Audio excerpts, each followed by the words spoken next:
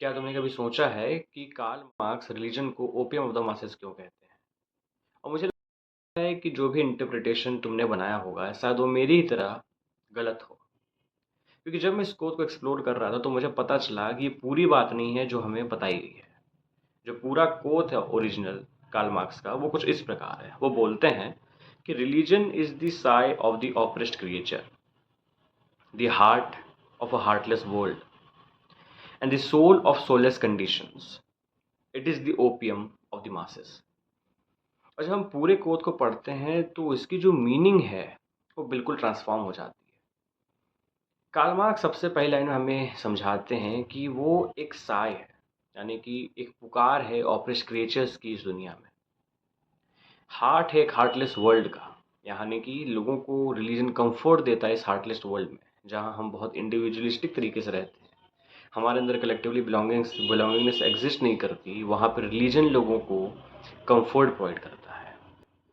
वो उन्हें soul provide करते हैं एक सोलेस कंडीशंस में जहाँ वो 10 से 12 घंटे काम करते हैं। इस चीज़ को तुम बहुत अच्छे से समझ पाओगे जब तुम उनकी थ्योरी ऑफ एलिनेशन को पढ़ोगे।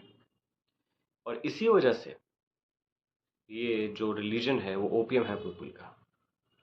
लेकिन यहाँ पे हम ओपियम का भी ना गलत मीनिंग निकाल लेते हैं। हम ओपियम को आज के टाइम से देखते हैं, जाने यानी कि जब हम ओपियम को एक इलीगल ड्रग मानते हैं। लेकिन बात है कार्ल मार्क्स के टाइम में ओपियम को इस्तेमाल किया जाता था मेडिसिन में पेन किलर के तौर पे। तो कहीं ना कहीं कार्ल मार्क्स के कोट में जो रिलीजन है ना, वो उस पेन को जो लोग अपनी लाइफ में फील करते हैं उससे उन्हें सुकून देने में हेल्प करता है। और यही चीज़ वो हमें बताना चाहते हैं।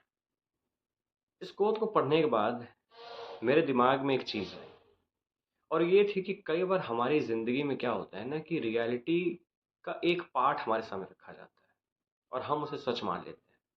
इसलिए ज़रूरी है कि हम रिसर्च करें, सवाल पूछें और जानने की कोशिश करें कि जो चीज़ हमें बताई जा रही है क्या वो सच्चाई है या सिर्फ वो एक पर्सपेक्टिव है चीज़ों को समझने का।